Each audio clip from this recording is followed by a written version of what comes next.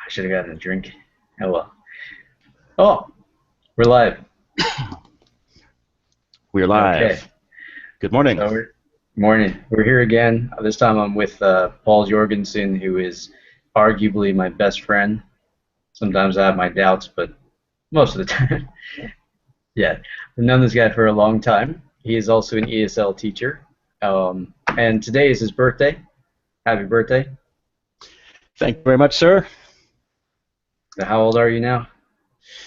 Believe it or not, I'm 38 years old as of today. I believe it. Well, So, I was going to give you the finger, but this is public, so we'll not do that. So I've been here for 12 years. I came here when I was 25, so I've been here for 12 and a half years actually. Believe it or not.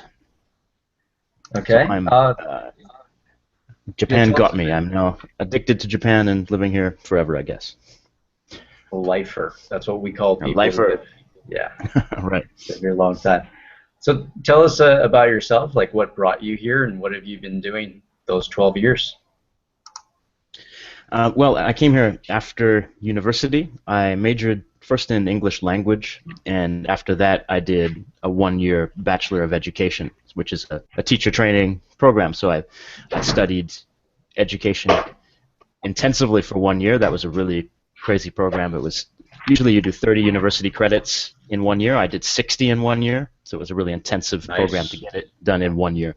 And after that, I was a teacher in Canada briefly for that next year, but I wasn't teaching full-time. I had basically substitute teaching jobs and teaching in like a supplemental school, what you would call a juku in Japan, and some things like that.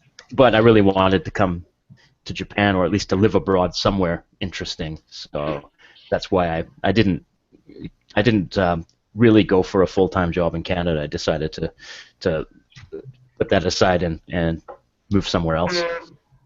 So I came here with a company called Nova, which was one of the big conversation schools, as they call them. Oh yeah, I remember that. So that was a big chain of English language schools in Japan that I think they had 500 branches throughout the country, and they had thousands of foreign teachers working here for them. So that was the easiest company to come over to Japan with. I had applied for the JET program, but I got denied at the last stage because you have to go through a series of interviews, and I didn't make the cut on the last one. So I came over with Nova, which was a kind of interesting year because they were a company that cuts corners, so to speak, but it was a good introduction to Japan. It got me here. And after that, I worked for some other schools over the years, and about 2 years ago, I started working at a university, and I really like doing that. I'm still on vacation right now. I've been on vacation basically since January, and it's March 12th now, and I go back in April. So we get these nice long vacations when you work in a uni, so that's part of the appeal. Yeah, you had vacation starting in December, right? Well, I had 2 weeks off around Christmas, but then I had to go back for my exam period. I had to right. adjudicate a couple of exams and do some marking and that kind of thing. But that wasn't a very heavy workload for that month. So January was pretty much mostly off, and February and March are completely off. Yeah, so you get like 3 months off, you lucky bastard. Yes, and I get a month in the summer too, so it's kind of almost 4.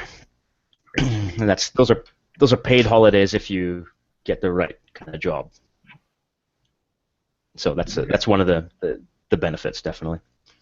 And then you can travel. That's I mean, one of the big benefits of living in Japan to start with is being able to travel. It's a good base in Asia to travel from. And if you are really looking to do that, I mean, you can make pretty good money in Japan relative to other countries in Asia, and then you can take that money and it goes further when you travel. Like if you go to Thailand or Philippines, where I just got back from 2 days ago, or you go to some country like that, Indonesia, wherever, your money can go a lot further, and you can travel for quite some time and have a good time. So it's one of the good things about being a teacher here. Yeah, sweet. Speaking of that, and you mentioned earlier, like you really wanted to live abroad. You wanted to have an experience abroad. Was there anything in particular that brought you to Japan instead of like another country? Yeah, it was partly because Japan is is the most developed country in Asia, and that makes it easier to earn a decent living here, and that makes it more stable, and it's a safe place, it's a clean place, the food doesn't make you sick. I mean, it's all that stuff. The the standard of living is pretty good here. I guess Korea is probably similar now. It's gotten more developed since I've lived in Japan. So Korea is probably on par with Japan for a lot of those things now. But Japanese people also had there's a draw in terms of the people. Like I knew some Japanese people in Vancouver, where I'm from. Like my best friend was dating one, and I knew her friends, and they were all very nice, lovely people, and just very easy to get along with, and they didn't cause any drama, and I just thought they were nice people to hang around with, so that made me want to move here and get to know more of them. Okay, cool. So tell us about what you do, like what exactly is your position at the university? What are your duties? How long have you been doing it? Stuff like that. Well, I guess I started there. Excuse me. I guess I started there in September 2013. So I'm an instructor, an English instructor at the university. They call me Professor Paul sometimes. Technically, I'm not a professor, I guess, because I'm not a kyoju, as you would call it in Japanese. I'm a koshi, a lecturer, but so I'm an instructor, I guess. Because to be a professor, you need to have a master's degree and that kind of thing, or a PhD, Okay. which I don't have. I have an education degree, which makes me, I think, kind of qualified to teach at that level, but not the graduate courses and stuff. So I teach English courses to bigger groups. When I taught in the conversation schools, the groups were small. It was usually 4 students or even 3 or sometimes up to 10 maybe, but at the university I teach groups of up to 30, 40 students at a time. Okay, that's a big difference. Yeah. Yeah, it's a big difference, but I find that more enjoyable because I can kind of get out of my shell a bit more, and I can it gets me talking loudly in front of the group. It gets me standing up and being a bit more active and not just sitting and chilling with the students. I quite like doing that. I quite like teaching a big group. I teach, I guess, how many classes a week? I teach about 14 classes a week, which is quite a heavy load for the typical university instructor. I teach about 14, but I don't have all the responsibilities of committees and research and that kind of thing because I'm not a professor. So it's just get in there, teach, get out. I'm responsible for the preparation. It's all on me to teach the lessons and to prepare my program. So it's not as easy as teaching in the English conversation schools that I used to teach at, which is good because you get more out of it when you put more into it, right? It's much more enjoyable when you actually create the lessons that you are facilitating and not just facilitating someone else's lesson plan like you do in those English conversation schools. Yeah, could you go into a little more detail about that? You mentioned like the class size is considerably different, like 4 students versus 30. Lesson preparation, lesson design, and those kinds of considerations are different. So could you talk about like the dynamic of the group sizes and like you know what was required of you before an Eikaiwa lesson versus before a university lesson, stuff like that? Well, in the Eikaiwa, or the English conversation schools, they basically they give you a lesson plan. They have their lesson system, which is prescribed, and you have to follow that system, supposedly. A lot of people don't, but you're supposed to. And it's basically meant to get maximum interaction with the teacher, I guess, because the students feel like they haven't had chances to communicate with a native speaker. You have a lot of time with each student, basically, and you're sitting right next to them, and it's very easy to monitor them and that kind of thing. When you're in a big group, it's more challenging in a way because you want to make it valuable for each student. You want them to have a chance to communicate and practice speaking and listening, but they can't always do that directly with you. So you have to set up certain certain pairings and groupings, and you have to get them working with each other while you monitor them, and then you give them feedback based on what you see. And you really have to make your lesson plans in a way that is very very active and student centered, because it's easy for the teacher to stand up there and just talk and basically lecture, because the students are sitting there listening, and that's easy for them. They're used to that, but you want to get them speaking and communicating the same way you would in one of those English conversation lessons. So a lot of it has to do with setting up pairs, setting up groups, creating activities that are good for inspiring communication in those pairs and groups. It does sound a lot more challenging, but from what I've gathered, from what I know, you really, really like your job. So can you talk about that? What is it about your job that you really like? Well, partly it's the enthusiasm of the students.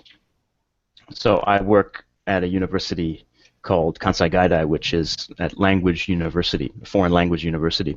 So the students are there to learn English. Like, that's their major. They've decided to go there. A lot of them dreamt about going there, and they worked really hard to pass the entrance exam, and they're really motivated to do their best in English. So they bring a certain level of motivation that students didn't have at the conversation schools. Because at the conversation schools, a lot of students are basically sent there by their companies. Oh, really? And they don't necessarily want to be there, or they're people who relate to the marketing of the English conversation school, like, just sign up and you will be able to speak English just like that, and they kind of expect the teacher to do everything because they bought into the marketing, right? But at the university level, I just find the students know how to take care of their own learning a bit more, and they have more motivation coming out of the start gate. Oh, nice. Nice plug there. That was sweet. Yes, okay. That was a little reference to Brian's website, if you didn't catch it. Yeah, okay. Thanks. Make that very overt and clear. I talked to Eric last week, and he talked a lot about feedback. He said, I think he is a professor rather than lecturer, and he said that the time he can spend with students one-to-one in his office and give them each feedback personally is really integral to their ability to learn and their motivation and stuff like that. So from your perspective, first of all, what is feedback? Give us an example or description, and why is it important? Well, I mean, feedback is basically you telling the students what they're doing right, and then what they could do better and how they can do that. So that comes from your assessment in the classroom, paying attention to all of the students and keeping good records about what you see, about where they're at, and where you think they could be, and where they started as well. And then setting aside time to communicate that to them. In my position, it's a bit hard, actually, because, like I said, I'm not a professor, so they don't include that in my schedule. They basically just say, you're teaching, then you're done officially. So if I want to do that, I have to spend my lunch break or whatever, or some time after class with the students, or I have to build it into the lesson. I have to build it into certain moments in the lesson where I give feedback. But my time for that is a bit limited. So I do spend my lunch breaks. I don't care. I just tell the students to come to me at certain times or when they need to. And I'm always available for feedback if they need it. But at certain times I do it during the lessons too. Okay. For a lot of Japanese people, particularly people who have already graduated university, Kaiwa, or English conversation schools, are the first option they think of when they think, I want to learn English, or I've got to learn English for my job, or I need my employees to learn English. Yeah, and you've had some experience in Kaiwa, unlike myself and the other guy, Eric. So could you talk about the Kaiwas? Like, do they do anything well? Are there any good reasons to go to one as opposed to another alternative? Well, what they do well is that they give you that interaction with the teacher, with a native speaker. And if it's a small group, if it's just two students to one teacher, or if it's one-on-one, then they have a lot of opportunity to practice speaking and listening, and that's a lot of the time what they need in Japan, because they know the grammar and they know how to read to some extent and they know some words, but they just don't have the confidence to communicate, and they don't have the phonology. That's another thing. They don't know how to pronounce English properly. So I think that interaction is valuable. I just think those schools are way overpriced for what they offer, and I think the quality depends on the teacher, and I think also they often try to impose their system onto the lessons when it's not valuable. I won't say the name of the last eikaiwa I worked at because I don't want to trash them publicly. Yeah, no, But the people were great. It was just the system, the teaching system was not that valuable in my opinion, and in many cases it would have been more valuable to sit with the student and just go through some topics that are valuable to them, just to talk about certain topics and teach them vocabulary on that topic and practice some situations on that topic, instead of trying to impose this set of steps that came from the company. So the system doesn't always aid in giving those opportunities to communicate. Sometimes it actually inhibits that, and it gets them focusing on things that aren't that important. But I think just that it gives you an opportunity to speak with the teacher. I think that's what's valuable. Okay. Because in Japan, just people don't have a lot of interaction with foreigners. That's part of the appeal, right? Yeah, that's definitely been true in my experience as well. So if, say, like one of your students came to you and said, well, after I finish this course with you, or after I graduate, I want to continue developing my English abilities and my phonology and my linguistic competence, my ability to speak and actually catch what native speakers say, what would you recommend that they do? After they stop taking eikaiwa lessons? Yeah. Well, I mean, it's Oh, sorry, no, basically no. Sorry, I mean after they graduate from university, they're taking an English course with you. they're taking an English course with me. So at the time, well, I mean, it's all about using it as much as you can and using it in as many different contexts as you can, and looking at as many different topics in English as you can. So, I mean, a lot of it comes down to interaction with native speakers, or not necessarily even native speakers, just interacting with people in English, using it and applying it. Because if they just have their lesson time and that's it, and they don't actually use it outside of their lesson time, then it could still be a fun hobby, but they're not actually getting as far with it as they could. So it's about applying it, really. So for younger students, I often recommend, I mean, if they're interested in foreign cultures and that kind of thing, I recommend they make some friends from other countries and attend some events that are taking place within that international community, and getting it. I mean, traveling. If they're interested in traveling, then I emphasize that they need to use their English when they travel, because a lot of students will go to Hawaii or Guam and they'll speak Japanese when they're there, and their homework is always to report back about what kind of situations they spoke English in when they traveled, but a lot of them don't. So, yes, getting them to apply it outside of the lesson context. Right. And Okay. also taking ownership of their learning at home and studying outside of the lessons too. Because in Japan, I find they often just trust in the teacher to give them the English rather than using the teacher as a resource and studying on their own. You mentioned you try to keep your lessons student-centered, and you just talked about learner ownership of the lesson, or of the content that they take in. Can you talk a little bit more about student-centered versus teacher-centered lessons? Yeah, I mean, a teacher-centered lesson would be a lesson in which the teacher is always taking part and engaged with the student, basically getting the student to listen to them.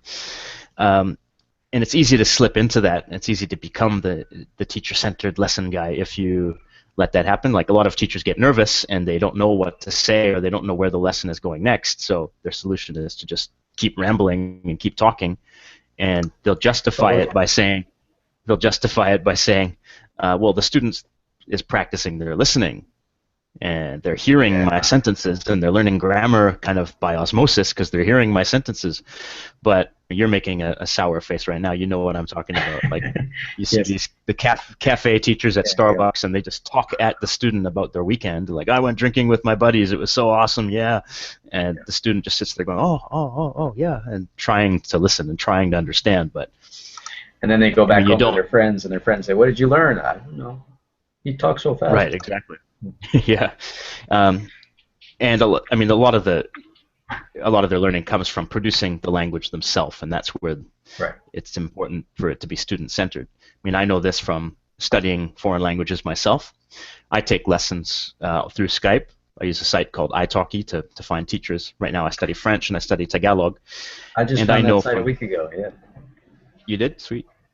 Yeah, it's good.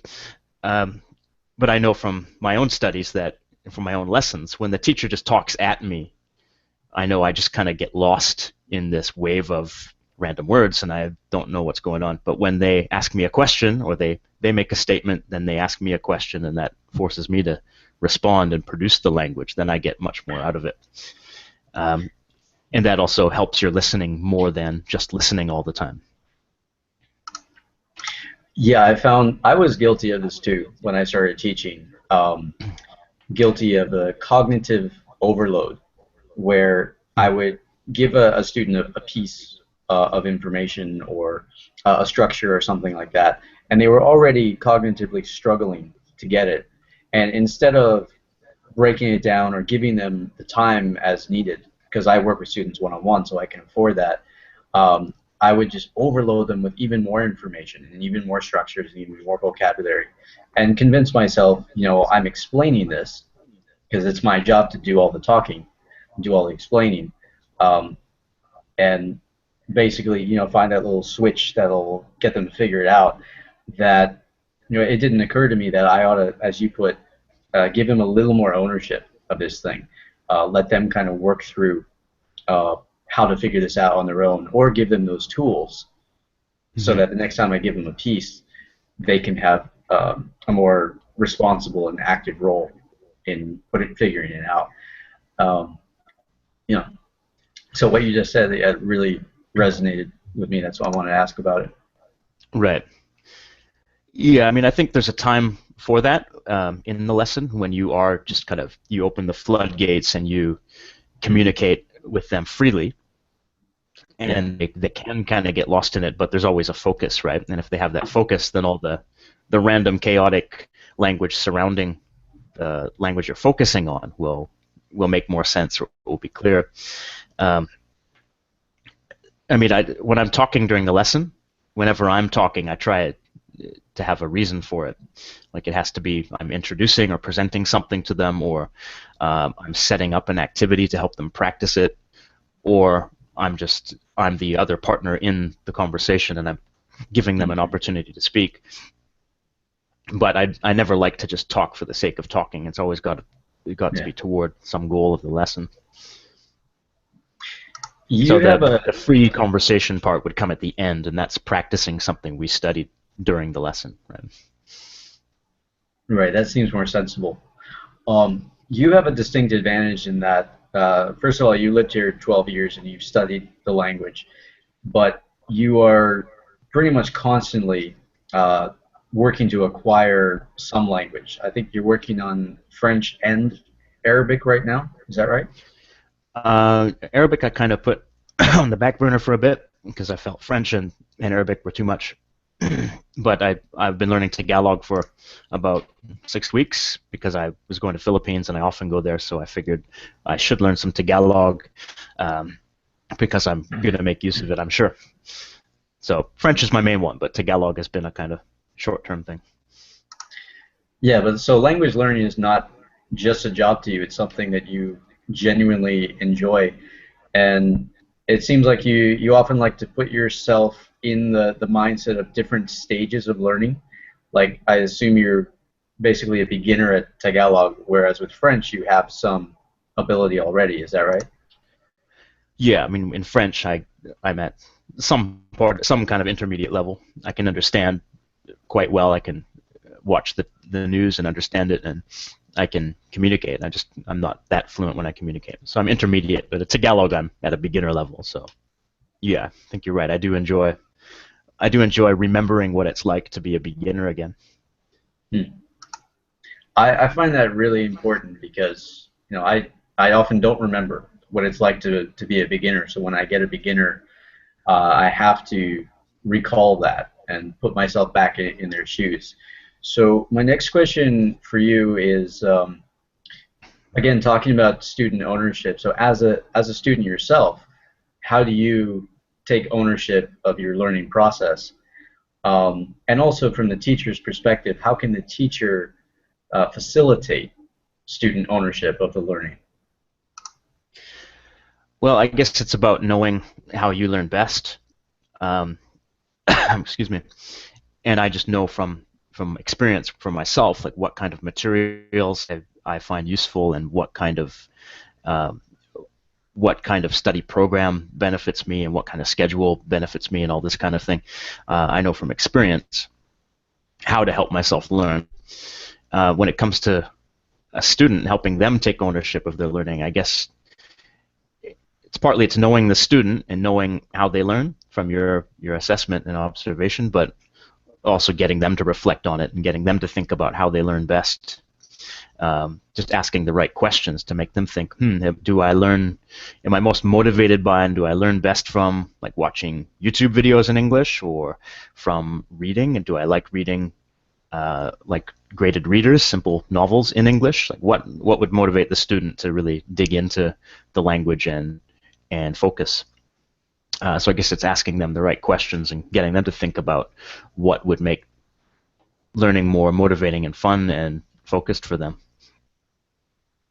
But as a teacher, you often get a sense of it. You know which students are visual learners, which ones are auditory learners, which ones are kinesthetic learners, and that kind of thing. You get a sense for it from how they interact in the class. And you can also give them that information if they aren't really aware of it themselves.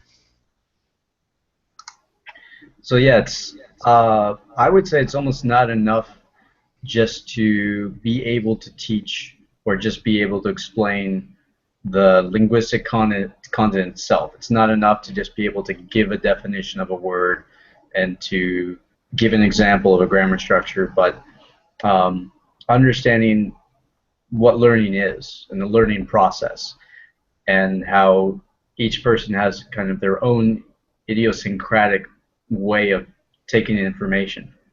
And that Mm-hmm. if you're in tune with that, you can figure out like the most effective, the most efficient way to teach. The most efficient way to teach or the most efficient way to learn? Well, both, I would say. Like if you're in tune, as you said, with your student style, then you can figure out the most effective way to provide them with the information, and the student as well, if they're in tune with their own style, can figure out the right questions to ask you. For example, like, could you draw a picture of that? Could you give me an example of that? Right. Could you write that down for me? Things like that.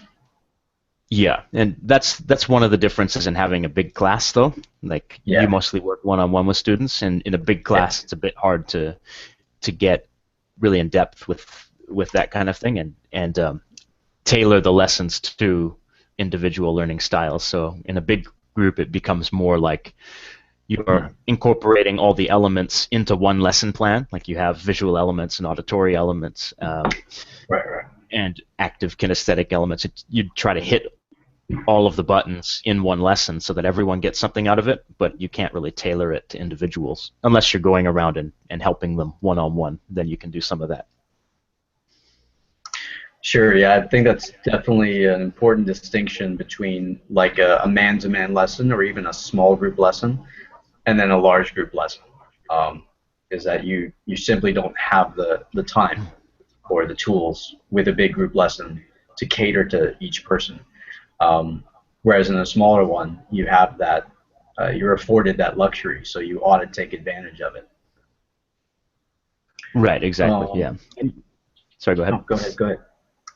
I was just saying also you don't have the same amount of interaction time with each student, so you might not be as convinced about what their learning style is. I mean, it Right. takes sometimes it's not good to assume because you could be misunderstanding what their learning style is. So often you have to try to target everyone at once. Yeah. So I'm basically the sniper, and you're like the rocket launcher, just like, all right, Right. take I down guess you here could and put it get like that. everybody. This is war. This is a Lovely war for analogy. English. Damn it. That's how I look at my lessons. I'm here fighting you guys. Oh man, that was a terrible little segue. Uh, but okay, I think this is an appropriate segue for that link we've got in your little, what do we call that there? Your little intro form there, langfocus.com. Can you Oh yes. talk about that? Well, langfocus.com is a project that I've been working on during my winter vacation this year, and basically it's a website and a YouTube channel dedicated to my love of language learning and my enthusiasm for studying languages. So Cool. it's not focused on teaching ESL, and it's not a site for Japanese students to learn English, but it's just an expression of my passion for learning languages and my experience with it, and how I think what I think is valuable to help you in learning languages, and good resources for learning languages, just all those types of things. I'm just really interested in that subject, so I like to make videos about it and write blog articles about it and that kind of thing. So right now it's just me creating content, and it's not really I'm not selling a product or anything at this point. This is just my interest and my hobby, my passion. I'm just putting it out there for people to read about, and if anyone likes it and thinks like I do and they like languages, then they might like LangFocus. So give it a look if you want. So it's your website.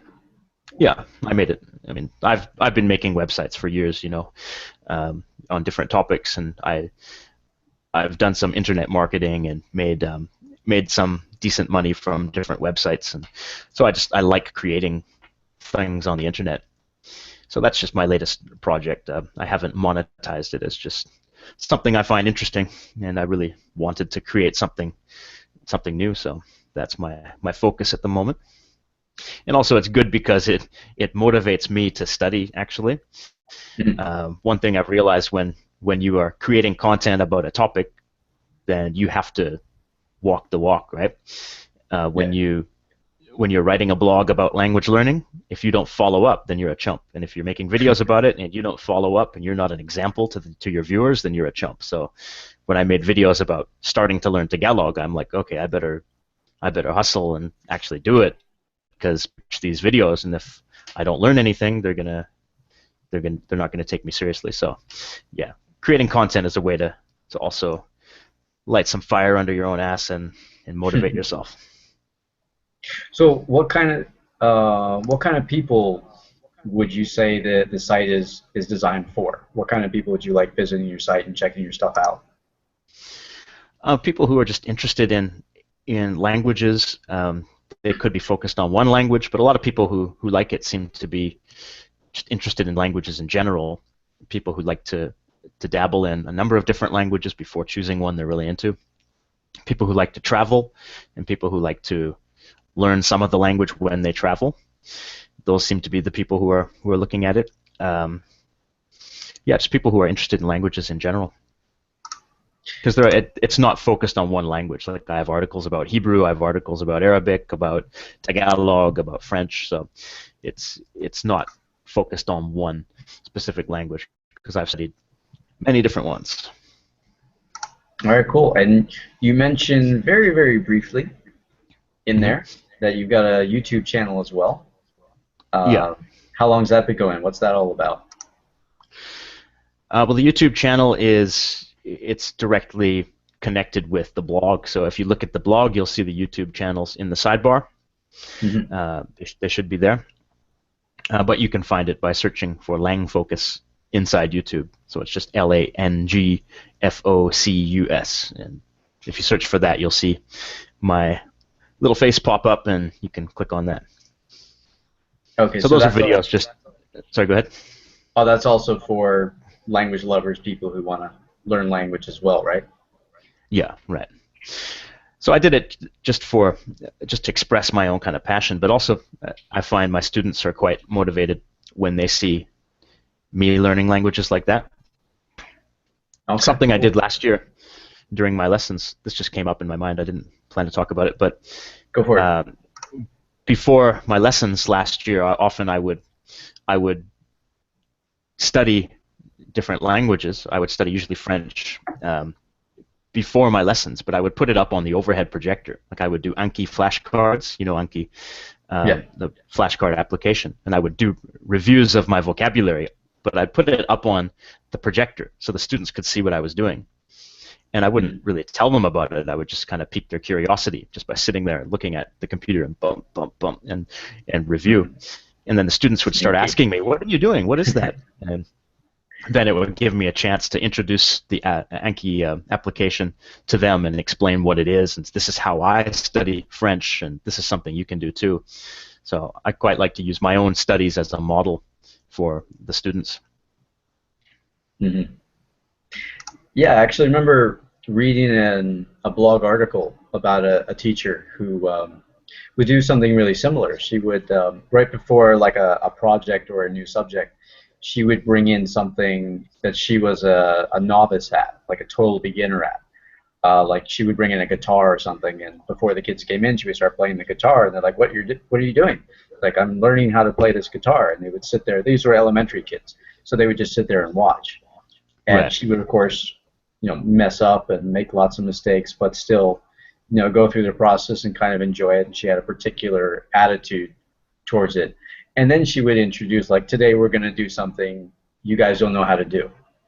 And she had basically modeled like a really effective process and attitude towards learning, and she said it worked. The kids were able to kind of emulate her attitude and her process of learning new stuff rather than being all tentative and I don't understand this and that kind of thing.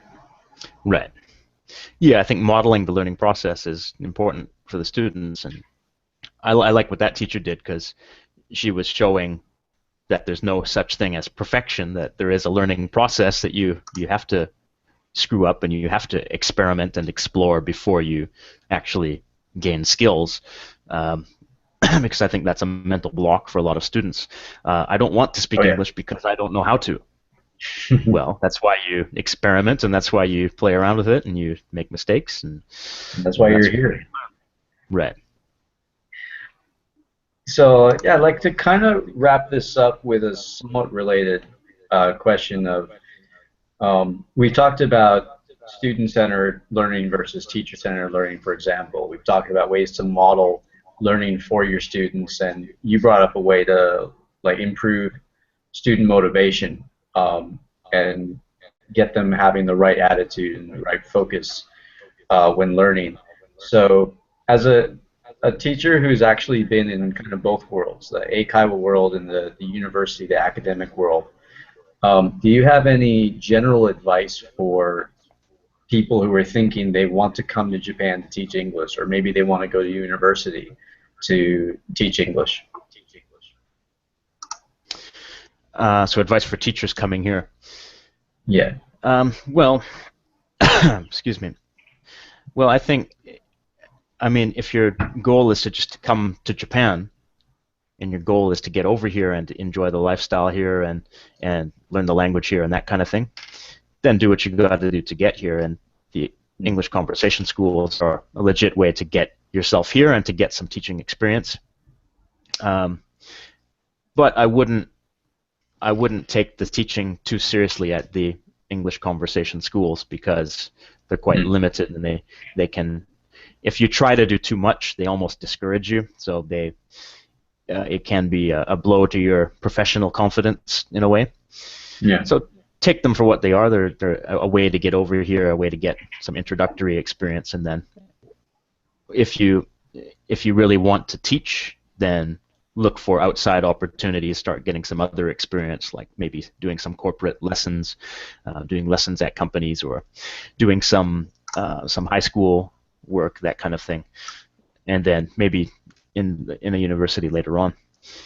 Usually, to get into a university, you need more teaching experience, but you could do some junior high school or high school teaching, and that probably has its downs too. But yeah, I would look beyond the Eikaiwa pretty quickly if you are actually looking to teach and be a professional teacher. Is that a question? I'm not sure if that was what you were getting at. Yeah, more the second half, but yeah, basically that's what I was looking for. Mm-hmm. For one thing, yeah, we know a lot of people who don't live here want to come here. Not necessarily all of them want to come here to teach per se, but Right. to be in Japan. And yeah, I agree that Eikai was a legit way to do that. But as I've been in Japan longer and taken a more professional attitude towards teaching, I've also encountered more people who are looking into how to get into universities or how to get into more serious, more professional English schools. So I was also definitely looking for thoughts about that. Right. Well, I don't know how much I should say about this, but I'm not hired directly by the university, right? I'm hired through a kind of intermediary company, which is why I can work at a university without a master's degree. So those opportunities exist for people who don't have a master's degree. You can move into university teaching through a kind of outsourcing company. Mm-hmm. So some of the companies who do that, like ECC does that. I mean, Berlitz might do it to some extent. And there are some other little companies that dispatch teachers to universities. So I did a little bit of that with ECC. I did one university job with them. And after I got some experience with them, then I got a job through a better outsourcing company that gave me paid holidays and gave me a higher pay rate and that kind of thing. So yeah, I'm not hired directly by the university. To do that, you typically need a master's, or you need to be working towards a master's degree at least, and then you can get hired directly. And then the pay is higher, and you might get some more benefits, that kind of thing. Yeah, Eric mentioned that. Yeah, you really emphasize that masters, get your masters. Right. Some people get university jobs just by starting a master's, and they might have some clause in the contract, like you must finish it within 5 years or something like that. But typically, yeah, you need the master's. Master's Okay. in TESOL or something like that is preferred, I think. But some people do it with like a master's in fine arts or whatever. It doesn't have to be masters of TESOL. Okay. Cool. Yeah, I think I've covered everything I'd like to talk about. I wanted to hear from you. Is there anything you'd like to add? Not off the top of my head. I think that was a good, well-rounded discussion. Cool. So everybody, this is birthday boy Paul Jorgensen. Thank you very much. 38 years. 28 years old. Oh yeah, that's believable. Should have gone for like 33 or something. Oh, I caught that. That's on camera. Yeah, the finger was censored. Yeah, so Paul works at a university. He's not a private teacher like myself, but for anybody who's interested in language in general, definitely check out his website. I haven't seen his website, seen some of his videos. They're pretty cool. He's a funny guy usually. He's a very smart guy, good friend of mine. Thank you very much. So is Brian. You don't just have to compliment me. Brian's a very intelligent, smart guy as well, with a lot of wisdom, and a lot of people come to Brian as their man of action when they need some help with something. So, Man of action. Brian's the man. Man of action. Yeah. So once again, that's language. Let me put this up here so it's easier to see. Langfocus.com, and I guess that's also the name of your YouTube channel. Yeah, just Lang Focus, and it will pop up. But they're connected. If you look at the blog, you'll see my YouTube videos, and you can click through. to the to YouTube itself. And how long have you been doing that website? Since January. I just started it during my break. Oh, okay. Yeah.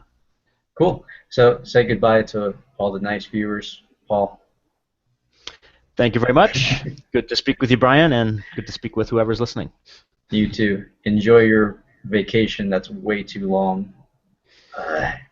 Not long enough. It's flown by. All right, we're going off air. All right. Have a good day.